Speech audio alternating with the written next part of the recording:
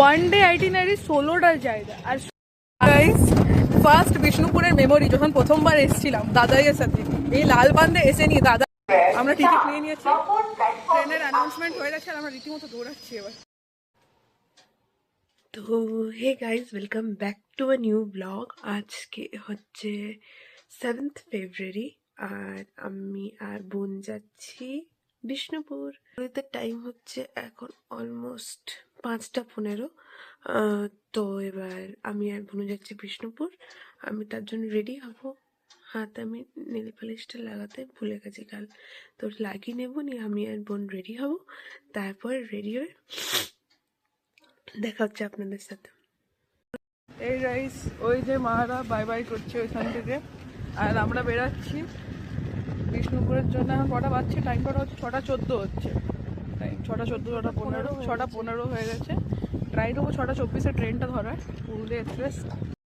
আমরা টিকিট নিয়ে নিয়েছি, ট্রেনের অ্যানাউন্সমেন্ট হয়ে গেছে আর আমরা রীতিমতো দৌড়াচ্ছি এবার ট্রেন ধরতে।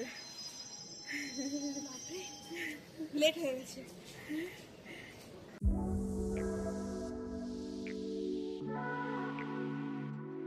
তো এই যে আমরা এসে গেছি, এখনও ট্রেন আসেনি, অ্যানাউন্সমেন্ট হয়ে যাচ্ছে, আমরা প্ল্যাটফর্মে দাঁড়িয়ে আছি, এবার ট্রেন আসার ওয়েট করছি কতক্ষণে ট্রেন আসে। বাচ্চা এখন 6:25 ওইখানে লেখা আছে।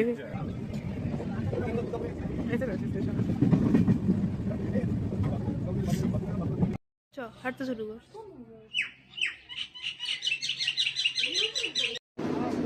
তো এই যে ফাইনালি আমরা এসে গেছি বিষ্ণুপুরে।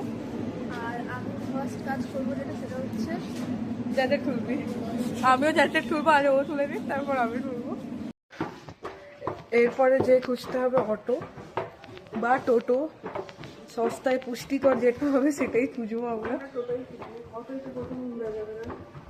হ্যাঁ, আমরা ওয়ান ডে আইটিনারিতে এসেছি, তো যতটা পারবো চেষ্টা করবো পুরোটাই ঘুরে দেখার। তো যদি এখানে কেউ টোটো নিতে চায় ঘোরার জন্য, তাহলে 200 রুপিস পার আওয়ার করে বুকিং নিয়ে যেতে পারে। মানে আপনি যতই ঘুরবেন, 16টা স্পট আছে, তো যতটা ঘুরবেন আপনি তার হিসাবে 200 টাকা করে পার আওয়ার নেবে, ঠিক আছে। আর যদি কেউ এমনি ফিক্স বুকিং করতে চায় তাহলে একটু বার্গেনিং করে লেট করতে হবে, ঠিক আছে। রাসমঞ্চ, আচ্ছা আচ্ছা।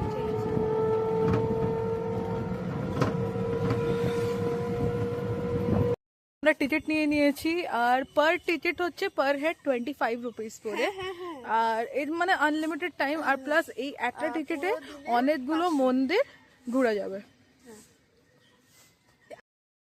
তো এই যে আমরা এসে গেছি বিষ্ণুপুরের রাসমঞ্চে। এইটা মল্ল রাজা বীরহুম্বীরের দ্বারা স্থাপিত। 1600 খ্রিস্টাব্দে এইটার স্থাপনা হয়েছে, আর 1932 পর্যন্ত এখানে রাস হতো।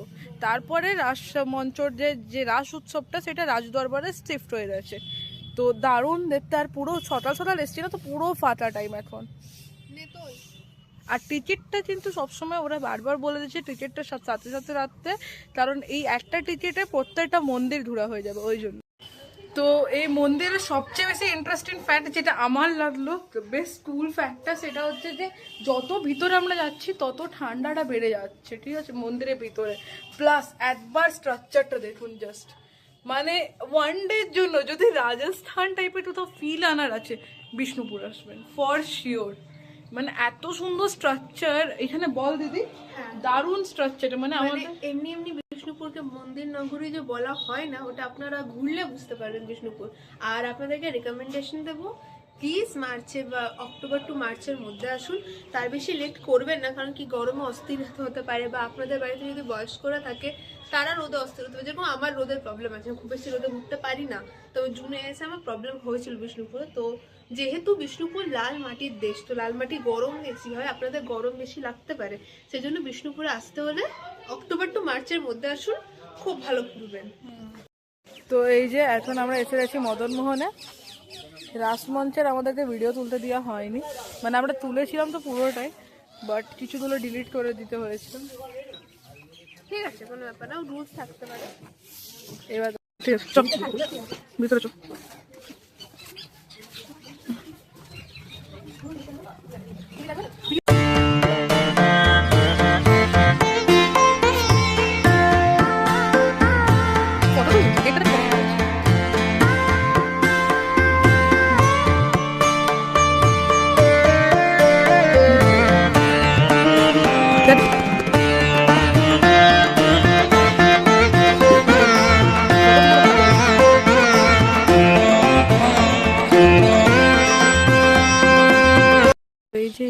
গেছি মদনমোহন মন্দিরে। আর এইখান থেকে আমি জাস্ট দেখাতে চাই কত সুন্দর সুন্দর এখানে আর্কিটেকচারাল ডিজাইন মন্দিরটার ভিতরে।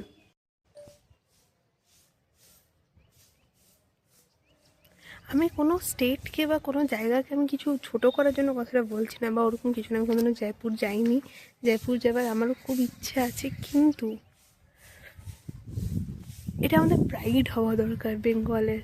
ইটস মানে আপনারা না এলে আপনারা বিশ্বাস করতে পারবেন না জায়গাগুলো কি। যারা বানিয়েছে তখনকার দিনে তাদেরকে হ্যাটস অফ, মানে সত্যি হ্যাটস অফ, তারা ডিজার্ভ করে। এটা খুব সুন্দর প্রত্যেকটা জায়গা। এখন আমরা বেরিয়ে গেছি মদনমোহন থেকে। এবার আমরা পাথর দরজা যাচ্ছি, পাথর দরজা দেখতে যাচ্ছি। তারপরে ওইখানেও অনেক জায়গা আছে দেখার মতন, ঘুরে ঘুরে সব দেখবো। তো মদনমোহনের পরে নেক্সট ডেস্টিনেশন হচ্ছে পাথরের রথ। এই যে মানে প্রত্যেকটা আর্কিটেকচার বেশিরভাগ সব টেরাকোটার পাথর দিয়ে বা ব্রিক দিয়ে তৈরি।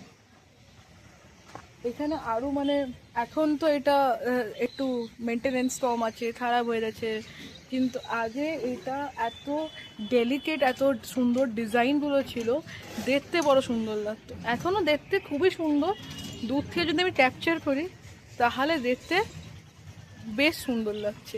সামনে থেকে গেলে কিছু তো ফাঁক ধরা পড়ছে। দেখতে পাচ্ছেন আমাদের পিছনে, এটা হচ্ছে ছোট দরজা, এটা হচ্ছে রাজাদের গেট, রাজাদের যাওয়া আসা করার জন্য স্বাভাবিক গেট তৈরি করা হয়েছে। আর ওই দিকে হচ্ছে বড় দরজা, আমরা এখন ওই দিকে যাব বড় দরজার দিকে। এই যে এটা হচ্ছে বড় দরজা। ওয়ান ডে আইটিনারি 16টার জায়গা, আর 16টার জায়গায় আমাদের যে টোটোওয়ালা দাদা এত সুন্দরভাবে ঘুরাচ্ছে, প্রত্যেকটা জায়গার আগে বলে দিচ্ছে কোনটা কি, কোনটায় কি বিশেষতা আছে সব বলে দিচ্ছে। ইভেন কি আমাদের টাইমও দিচ্ছে যে আপনারা যদি শুটিং করবেন করে নিন, কোনো দিক্কত নেই, আরামসে করুন, আমি আছি এখানেই দাঁড়িয়ে আছি। আমাদের যে ওই দিকটায় টোটোওয়ালা দাঁড়াচ্ছে, আর এখান থেকে আমরা এখন পেরাবো।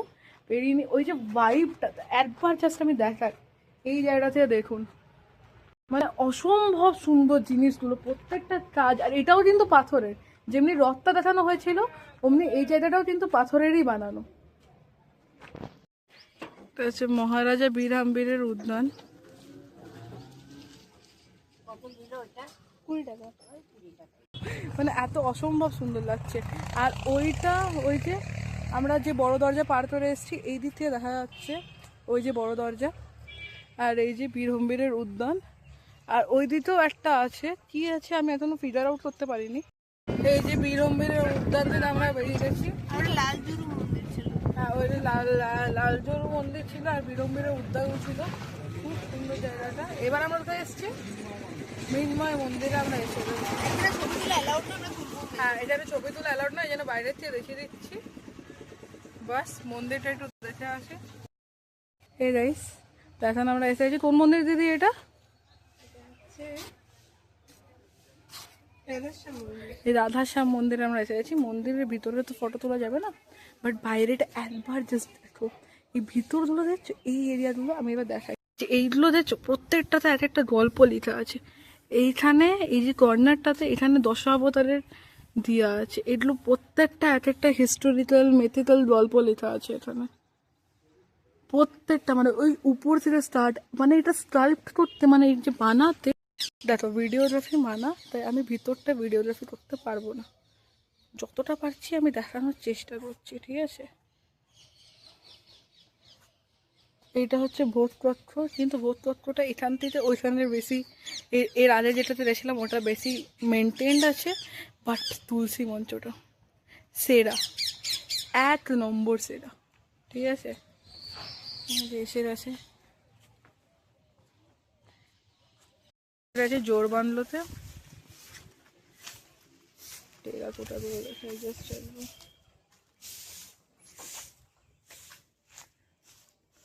ও তো দেখে নি হয়ে গেছে, বলছে যে এগুলো তো নিয়ে যেতে যাবে। বললাম না, অসম্ভব না, এগুলো ট্রেনে চাপিয়ে তো নিয়ে যাওয়া যাবেই না, যাই হয়ে যাক। মানে গাড়ি টাড়িতে এসে তবু একটা কথা ছিল, ট্রেনে থেকে নিয়ে যাওয়া গেলে আমাদের কাছে পয়সা নিয়ে যাবে।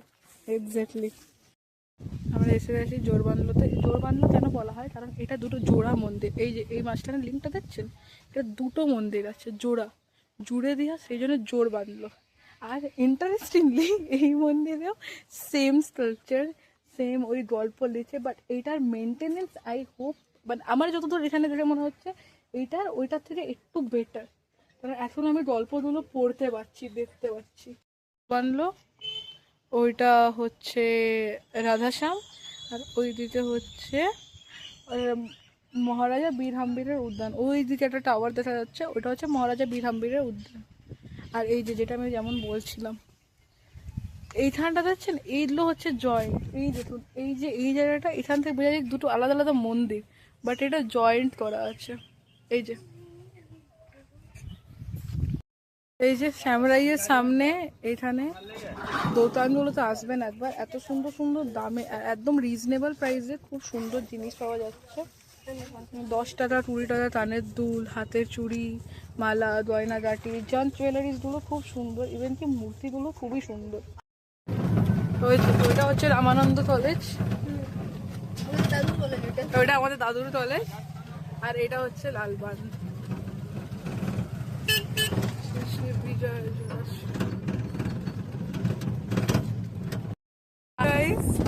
ফার্স্ট বিষ্ণুপুরের মেমোরি যখন প্রথমবার এসেছিলাম দাদাইয়ের সাথে, এই লাল বাঁধে এসে নিয়ে দাদাইয়ের যে এক্সাইটমেন্টটা আমি দেখতে পেয়েছি, ওটা মনে হয় আমার জন্য ওই মুভমেন্টটা সবচেয়ে বেশি প্রিশিয়াস। এই যে লালবাঁধ আমরা এসে গেছি, এই যে এটা হচ্ছে লালবাঁধ। দাদাই কলেজে, দাদাই পড়তো রামানন্দতে, ঠিক আছে, আর ওই দিকে আছে রামানন্দ, যেখানে আমি প্রথমে দেখালাম, ওটা হচ্ছে রামানন্দ। দাদাই আসতো নিজের বন্ধুদের সাথে এখানে আড্ডা মারতে।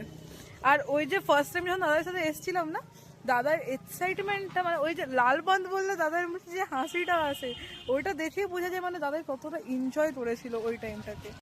ওই যে ওই নীলটা দেখা যাচ্ছে, ওইটা হচ্ছে রামানন্দ কলেজ, আর এই যে লালবাঁধ। আমরা আরেকটা সাইডে চলে এসেছি, এখানে অনেকগুলো আলাদা আলাদা জায়গা আছে, ঠিক আছে। এই যে এইটা একটা, এইদিকে মানে এখানে হর্টিকালচারের ডিপার্টমেন্ট আছে, আর্কিওলজিক্যাল সার্ভে অফ ইন্ডিয়ার মধ্যে এটা পড়ে। পার্কটা দেখো জাস্ট একবার, যারা বোটানি নিয়ে পড়েছে ওদের কি মজা লাগবে, প্রত্যেকটা ফুলের নাম পাশে এতটা না, ওদের কি কষ্ট হবে, এতগুলো নাম মনেও রাখতে হয়। হ্যাঁ, এটাতে আমরা এখন এসেছি, এই যে এই মন্দিরটাতে আমরা এসেছি। আর প্রচণ্ড সুন্দর ওয়েদার, যেরকমটা আমি আপনাদেরকে বলেছিলাম যে চেষ্টা করবেন অক্টোবর থেকে মার্চের মাঝে মাঝে আসার, ফেব্রুয়ারি প্রিফারেবলি। আমার খুব ভালো লাগছে ওয়েদারটা, খুব সুন্দর ঘোরার জন্য, ঠান্ডা ঠান্ডা হাওয়া চলছে, রোদ আছে, অথচ গরম লাগছে না, তো নাইস ওয়েদার। বাকিটা আমি আপনাদেরকে দেখাচ্ছি, খুব অদ্ভুত সুন্দর একটা জায়গা, এটা আমি দেখাচ্ছি। ওই যে আমাদের টোটোওয়ালা দাদা চলে গেল ছেড়ে নিয়ে, মানে আমাদের হয়ে গেল। খুব ভালো, খুবই ভালো টোটোওয়ালা দাদা এটা ছিল। আমি তো বলবো ওর কাছেই চাপবেন, যারা চাপবেন, খুব ভালো। তার এত সুন্দর করে ঘুরাচ্ছে জায়গাটা, আর একদম ন্যায্য দাম নিচ্ছে। এই যে যেটা দেখাচ্ছিলাম, এই যে মেলা না, মানে এগুলো দোকান, অসম্ভব আওয়াজ হচ্ছে বাইরেটাতে। মন্দিরের ভিতরে কিন্তু অবাধ কাণ্ড, আমি যা নোটিস করলাম, মন্দিরের ভিতরে ওই আওয়াজগুলো বোঝাই যাচ্ছে না। তার এই যে ছিন্ন মস্তা থেকে বেরিয়ে গেছি, হ্যাঁ দেখতে পেয়েছি, ছিন্ন মস্তা থেকে বেরিয়ে গেছি। এবার আমরা এসেছি দলমাদলে, এই যে দলমাদল সামান, মায়ের জন্য নেওয়া হয়ে গেছে মালা। বাস এবার হাঁটবো দিদির বাড়ির দিকে, দিদির বাড়ি যাব।